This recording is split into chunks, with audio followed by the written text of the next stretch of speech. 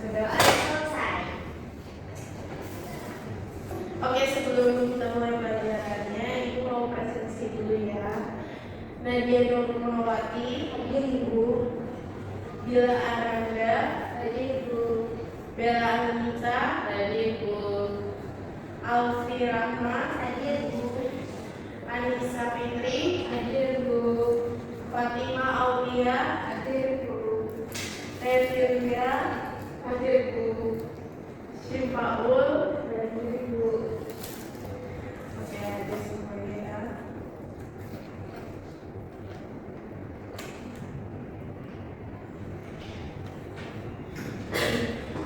Ibu lihat di sini kalian semua kayaknya belum pada fokus ya. Ada yang melihat HP, ada yang masih sekitar, nggak tahu ketawa kenapa ya. Kita fokus dulu ya. Ibu mau melakukan explaining dulu ya. Jadi kalian nanti ikutin Ibu. Kalau misalnya Ibu suruh kalian pegang dagu, kalian nggak boleh pegang dagu. Yang boleh kalian pegang itu cuma dahi, pipi, sama bahu. Nanti kalau yang salah, maju ya. Ibu suruhnya ini. Oke. 1, 2, 3. Bahu. Dagu.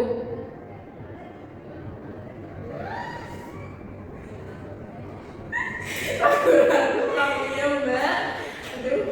1, 2 kali ya. Jadi 1 kali kesempatan lagi nih.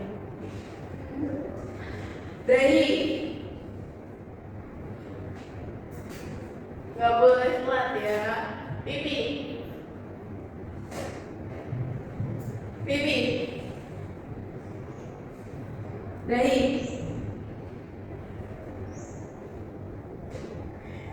Dagu.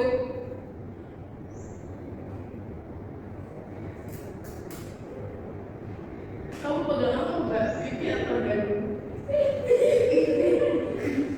Tadi gini Mbak. Begini Bu. Oke. Oh ini Bu. Ya bohong ya. Ya maju lagi. Ya udah 2 kali lagi maju semuanya. Tanya apa Bu?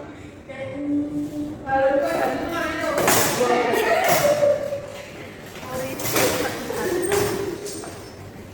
Semangat banget ya kalian.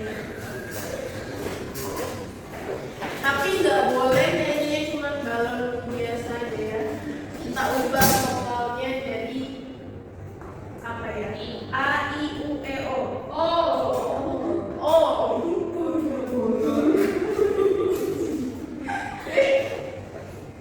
Ayo. Fokus. 1, 2, 3.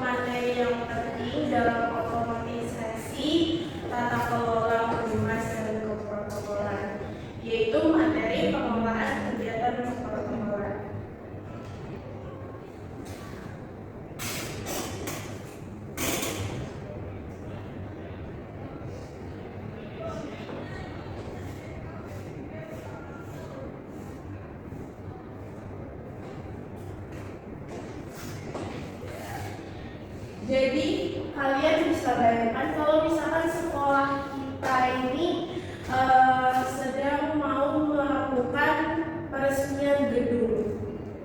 Di situ sekolah kita mengundang dinas kepala dinas, maksud saya ini kepala dinas. Di situ saya ingin bertanya, apakah saat kita mengundang kepala dinas ini boleh nggak kita naruh susunan tempat itu asal-asalan? Tidak. Untuk sambutannya, bolehkah kita mengaca sambutannya? Tidak.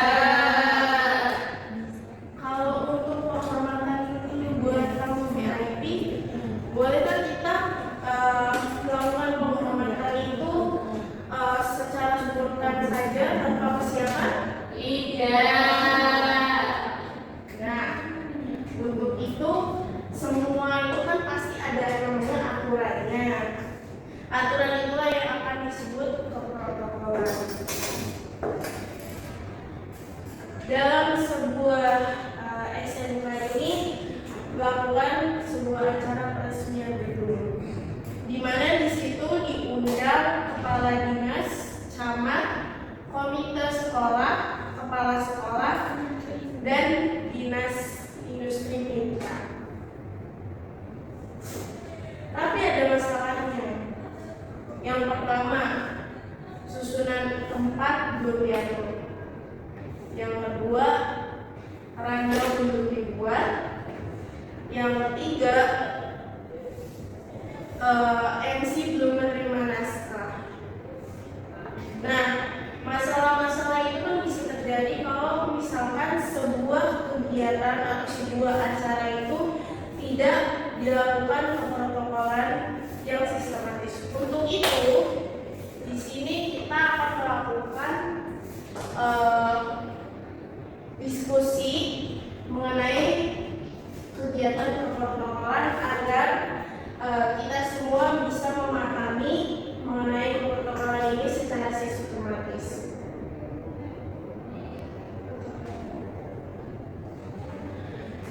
Jadi, keprotokolan itu adalah serangkaian aturan di dalam acara resmi yang meliputi ada tata tempat, tata upacara, dan tata penghormatan sebagai bentuk penghormatan kepada seseorang sesuai dengan jabatan atau kedudukan. Jadi secara hukum di Indonesia, keprotokolan itu diatur dalam Undang-Undang Nomor 9 Tahun 2010 mengenai tentang keprotokolan yang tujuannya untuk yang pertama itu adalah menjaga ketertiban acara resmi. Yang kedua, memberikan penghormatan sesuai kedudukan.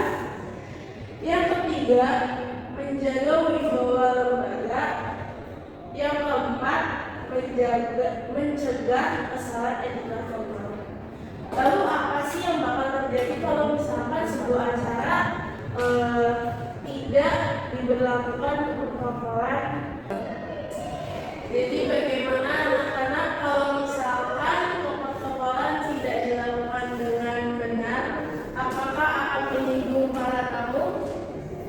Iya. Iya atau tidak? Iya.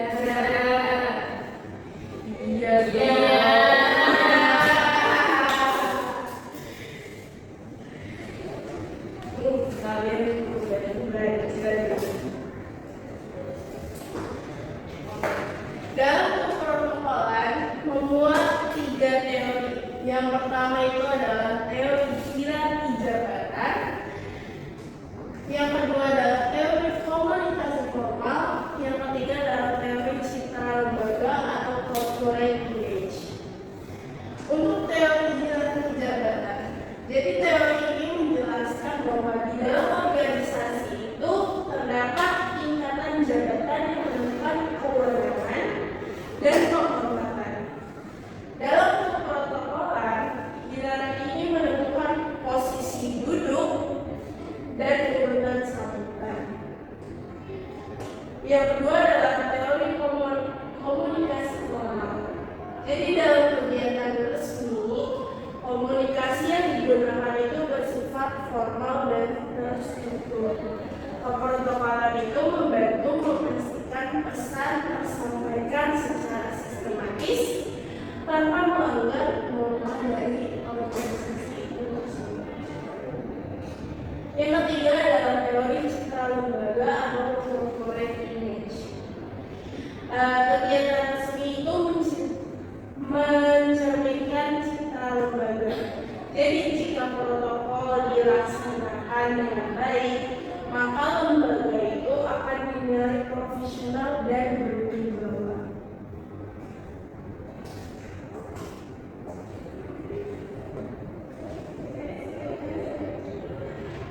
Nah, di sini ada perbedaan acara resmi dan non-resmi. Untuk acara resmi itu biasanya mengikuti aturan protokolan sesuai dengan SOP-nya. Yang kedua itu ada pejabat atau struktur jabatannya, seperti acara sekolah, acara perpisahan. Yang ketiga itu bahasanya formal dan sistematis. Yang keempat itu ada tata tertib berdasarkan hierarki. Untuk acara non-resmi itu biasanya lebih fleksibel dan tidak terlalu terikat dengan aturan jabatan, seperti acara reuni itu acara non-resmi ya. Lalu bahasanya lebih santai dan tata tempat tidak terlalu kaku. Dalam keprotokolan ini terdapat struktur tim. Jadi keprotokolan tidak dijalankan oleh satu orang saja, melainkan oleh sebuah tim yang memiliki pembagian tugas yang jelas. Strukturnya itu ada, yang pertama adalah koordinator protokol, di mana fungsinya koordinator protokol ini dia bertanggung jawab dalam sebuah acara. Jadi dia yang mengatur tempat dari penyambutan tamu, liaison officer, dan koordinasi dengan humas dan MC. Untuk tim tata tempat di sini dia yang mengatur bagian susunan dari tempat-tempat untuk perjalanan.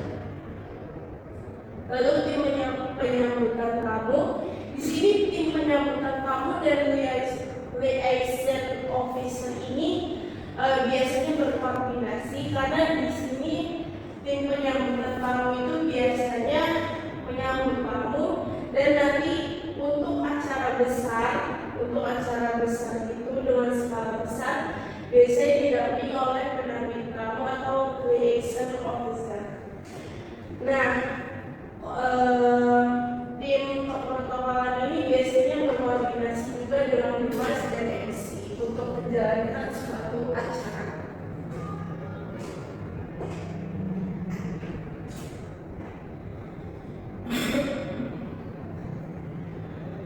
Keprotokolan itu juga merupakan bagian dari administrasi perkantoran, dikarenakan melibatkan pengelolaan berbagai dokumen resmi. Dokumen dalam keprotokolan yaitu yang pertama adalah daftar tamu berdasarkan hierarki dari yang mulai prioritas sampai yang perluan. Yang kedua itu adalah rundown resmi acara. Jadi dalam setiap acara, terutama acara resmi, pasti dibutuhkan rundown. Yang ketiga adalah seat claim atau demand dari tempat duduk. Yang keempat adalah undangan resmi. Yang kelima adalah dokumen dan laporan kegiatan. Jadi administrasi dokumen keprotokolan ini menunjukkan bahwa keprotokolan itu sangat berkaitan dengan kompetensi administrasi yang harus dimiliki siswa OTKP seperti kalian.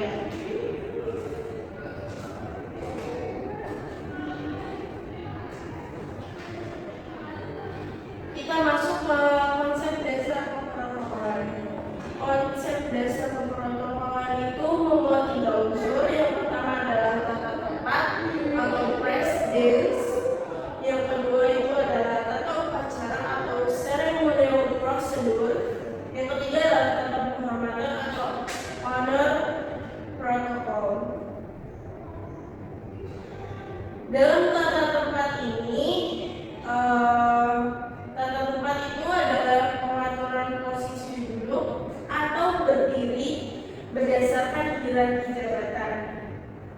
Jadi prinsip umumnya itu pejabat tertinggi duduk di tengah, terus jabatan berikutnya di kanan dan di kiri. Utamakan dalam posisi yang paling kanan itu setelah jabatan yang di tengah, dan kiri itu yang kedua. Yang ketiga adalah urutan berdasarkan kedua tersebut. Jadi tata tempat ini fungsinya adalah untuk menjaga kehormatan pejabat atau tamu undangan, menghindari konflik atau kesalahpahaman. Yang ketiga itu adalah menunjukkan profesionalisme dari penyelenggara acara tersebut. Jadi kalau misalnya tata tempat ini salah, maka bisa dianggap sebagai bentuk ketidaksukaan atau pelanggaran etika formal. Di sini SMK Nusantara itu mengadakan peresmian laboratorium digital. Tamu yang hadir ada kepala dinas pendidikan kabupaten, ada camat, ada kepala sekolah, ada ketua komite, dan direktur industri. Di sini panitia itu menyusun meja utama sebagai berikut. Jadi dari kiri kanan menurut pandangan. Jadi di sini posisinya itu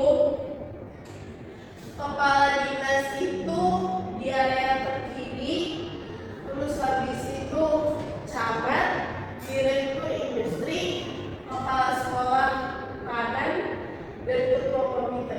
Menurut kalian di sini ada yang salah nggak? Kalau ada yang salah, apa ada yang bisa menyusun dengan benar? Saya ikut. Ya, Mbak Nadia.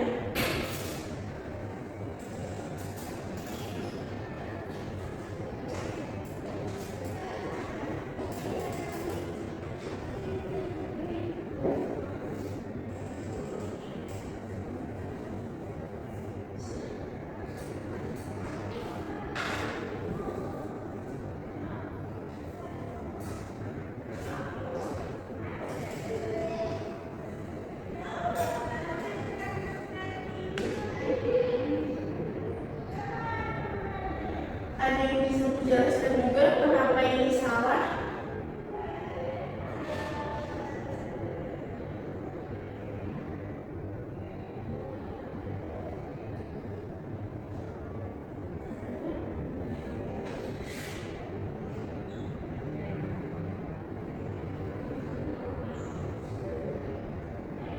Saya Bu. Ya.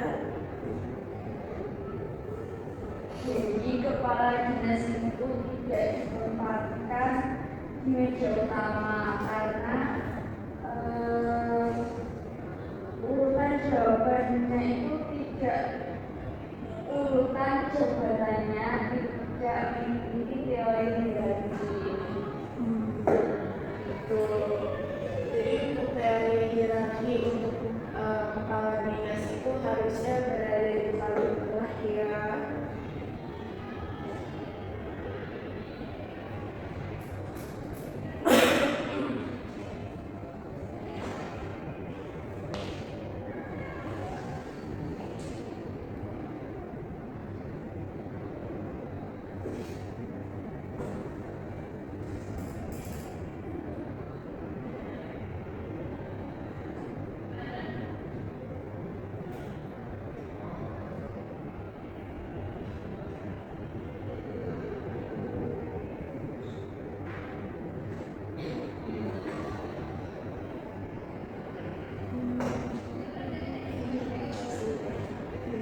Terima kasih Mbak Nadia.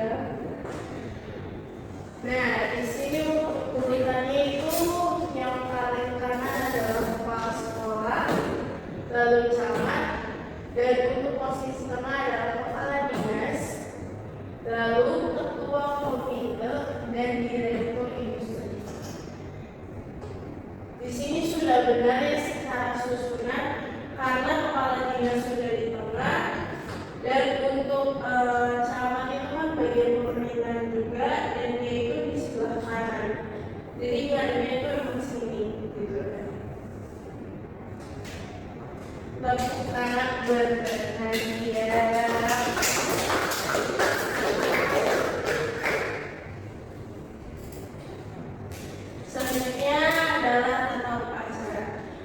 Jadi tata upacara itu adalah aturan mengenai susunan dan jalannya suatu acara resmi secara sistematis dan terstruktur.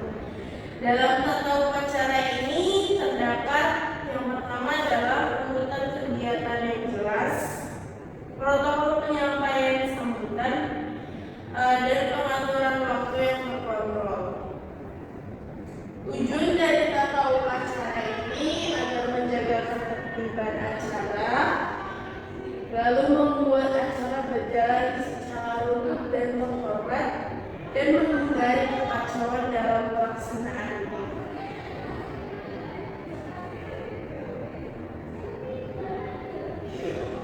Nah, di sini ada contoh rundown tata upacara yang salah dan yang benar. Untuk rundown acara yang salah ini hanya memuat 6 bagian, di mana yang pertama itu adalah pembukaan, yang kedua sambutan kepala dinas, yang ketiga adalah sambutan kepala sekolah, keempat sambutan ketua OSIS, kelima Indonesia Raya, dan keenam doa. Ada yang tahu kenapa ini bisa salah?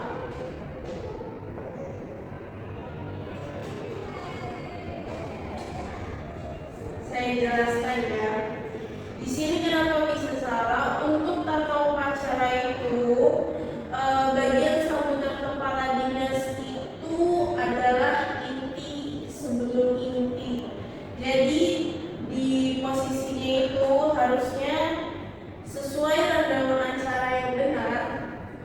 Yang setelah pembukaan dan penyanyian lagu itu adalah ketua OSIS. Karena jabatannya paling bawah dibanding kepala sekolah ataupun kepala dinas. Lalu setelah ketua OSIS itu adalah kepala sekolah, lalu sambutan kepala dinas, baru kita masuk ke inti acara, doa dan penutup. Di sini tidak disebutkan mana inti acaranya.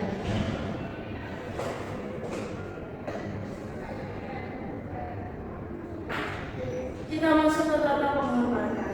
Jadi tata penghormatan itu adalah aturan mengenai cara memberikan penghormatan kepada seseorang sesuai jabatan atau kedudukannya. Tata penghormatan itu meliputi penyebutan nama dan gelar secara lengkap. Jadi kalau misalkan nama dari Bapak Hendri, SPD, MPD, semuanya harus disebutkan. Jangan cuma menyebut hanya nama lengkapnya saja tanpa nama gelar. Lalu yang kedua adalah berdiri saat pejabat masuk ruangan. Ini menunjukkan secara etika itu sudah benar. Kalau kita berdiri saat pejabat masuk ruangan. Yang ketiga adalah penggunaan bahasanya itu formal. Keempat itu adalah penyambutan resmi. Jadi tata penghormatan ini menunjukkan etika profesional dalam kegiatan resmi. Selanjutnya adalah pengelolaan kegiatan protokolan. Pengelolaan kegiatan protokolan itu adalah proses sistematis dalam merancang, mengatur, melaksanakan, dan mengevaluasi kegiatan resmi agar berjalan tertib dan sesuai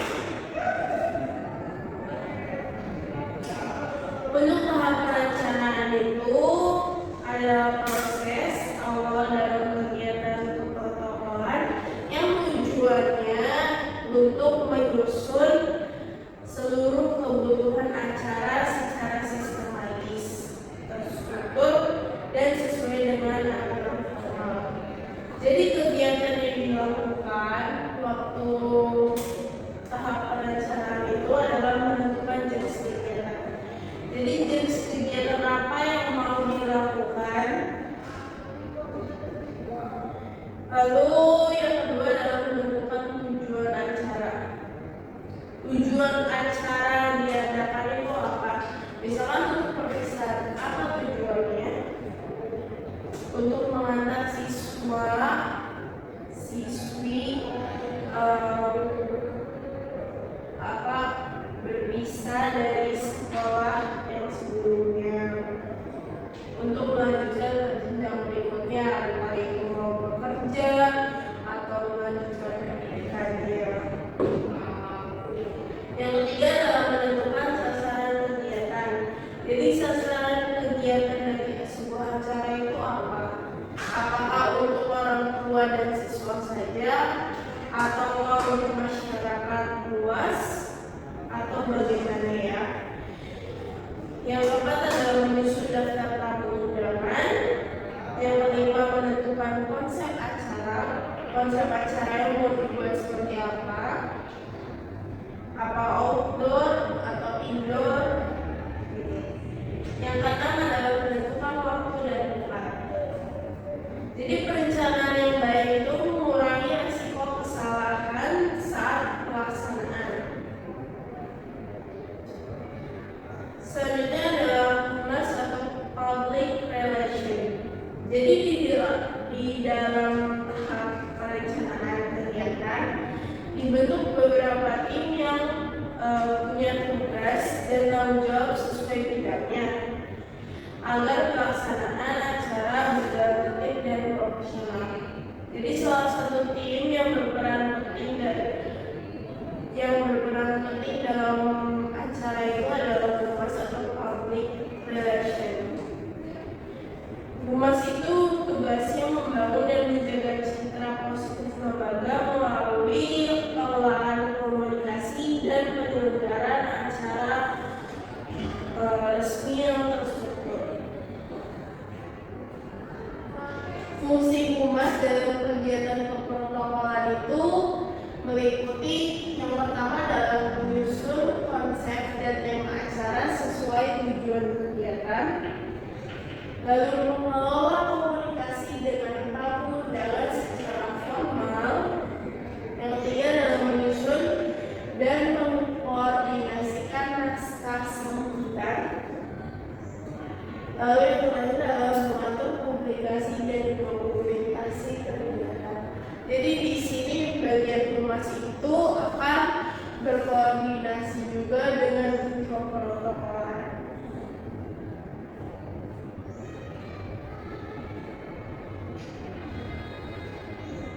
Yang kedua setelah tahap perencanaan itu adalah tahap persiapan, di mana tahap perencanaan itu biasanya baru rencana, dan untuk persiapan itu adalah realisasi teknisnya dari sebuah perencanaan acara.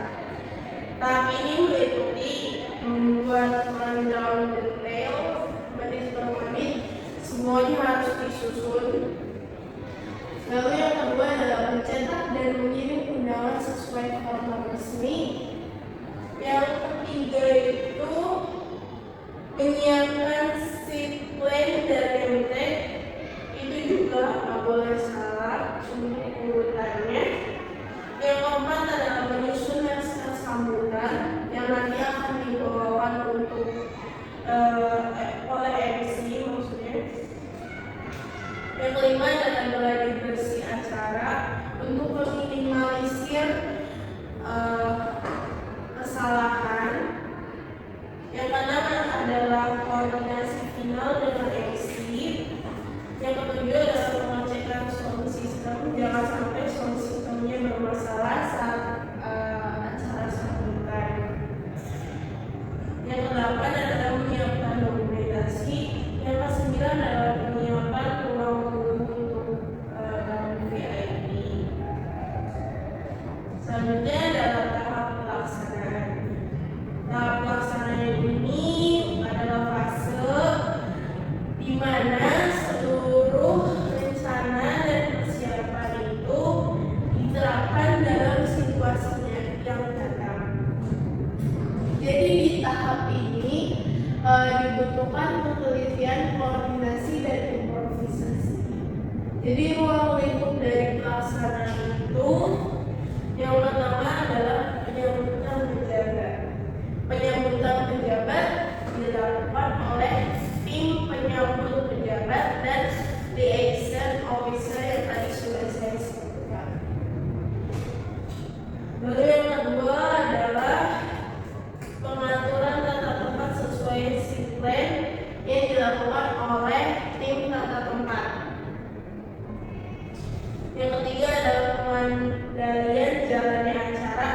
Di sini diawasi langsung oleh koordinator protokol dari sebuah acara. Yang keempat adalah pengawasan ketepatan waktu. Lalu yang kelima adalah penanganan situasi tak terduga. Jadi dalam setiap acara itu setiap tim tidak boleh hanya memakai satu plan saja. Nggak boleh cuma punya plan A, harus ada plan B, plan C. Kalau misalkan acara nanti ternyata tidak berjalan sesuai dengan rundown.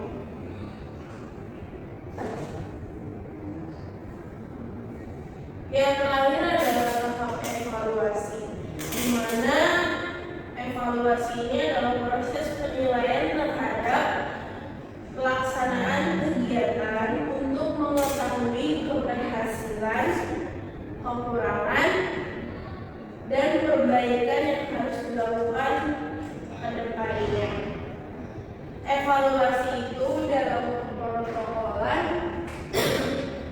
tidak hanya melihat kelancaran acara, tetapi juga apakah tata tempatnya sudah tepat, lalu hierarki untuk tata tempat duduk apakah sudah sesuai, ketepatan tata upacaranya bagaimana, dan profesionalisme dari tim.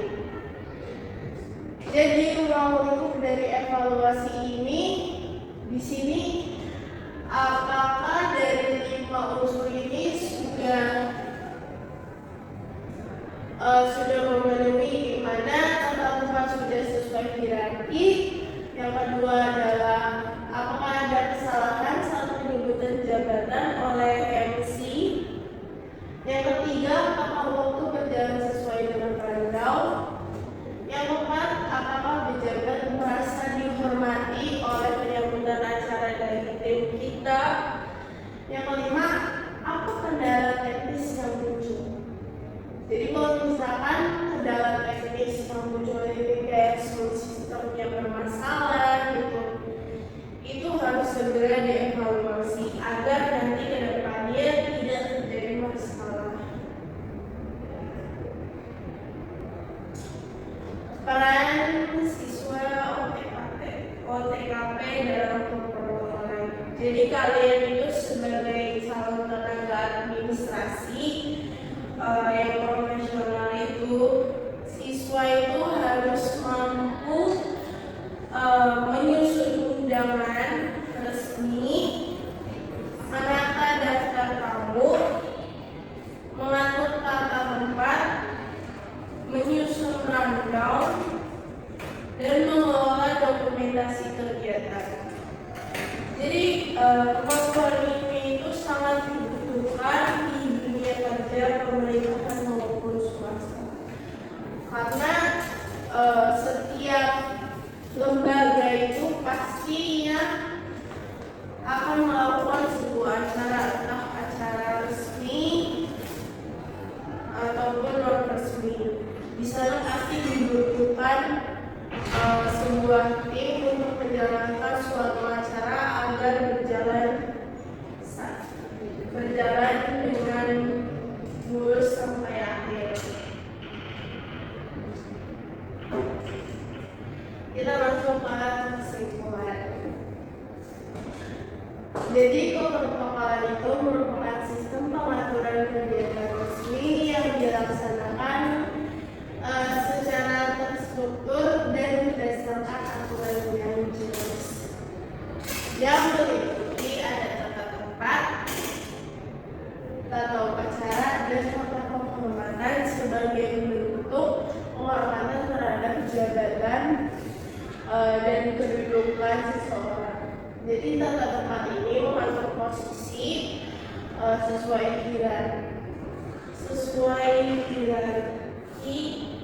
Tata upacara itu memastikan susunan acara berjalan dengan beruntun.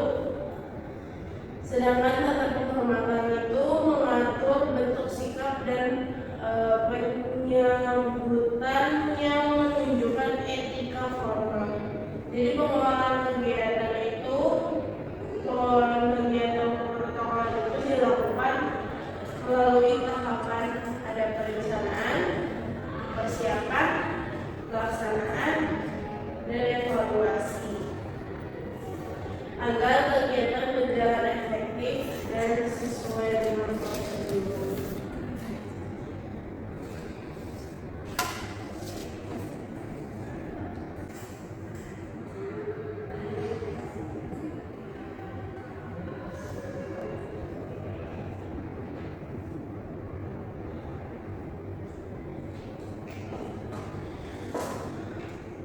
Oke, materinya sudah sampai ke sini.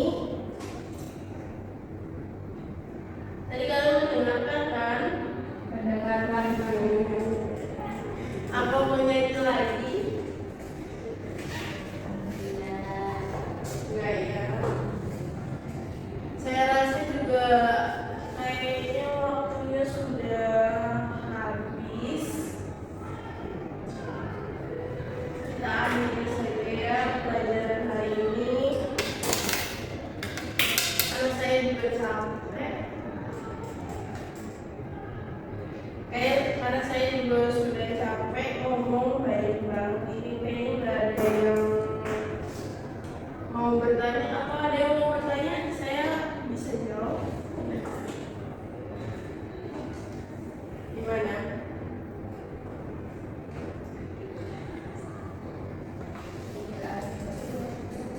Tidak ada? Sudah paham semua ya? Kalau kita kuis minggu depan gimana? Boleh? Ya. Oh iya. Ya sudah, saya akhiri aja ya, karena apa namanya waktunya sudah habis. Untuk ketua kelas bisa tolong itu ya. Sebelum kita mengakhiri belajar pagi hari ini, mari kita berdoa menurut agama dan kepercayaan masing-masing. Berdoa mulai.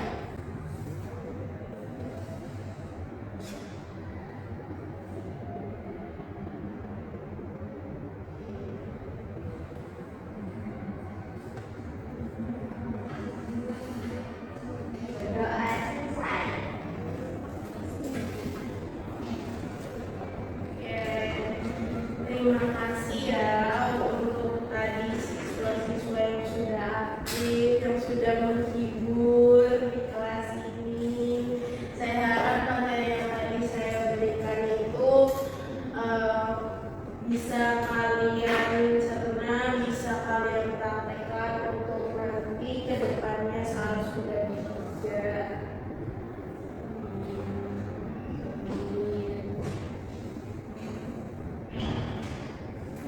Terima kasih ya. Saya pamit dulu ya. Assalamualaikum.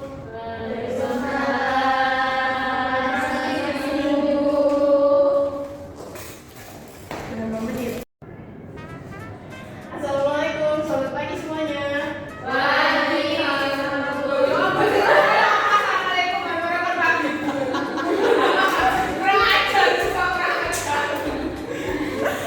Ya Allah. Boleh berendam. Yang boleh kalian permisi.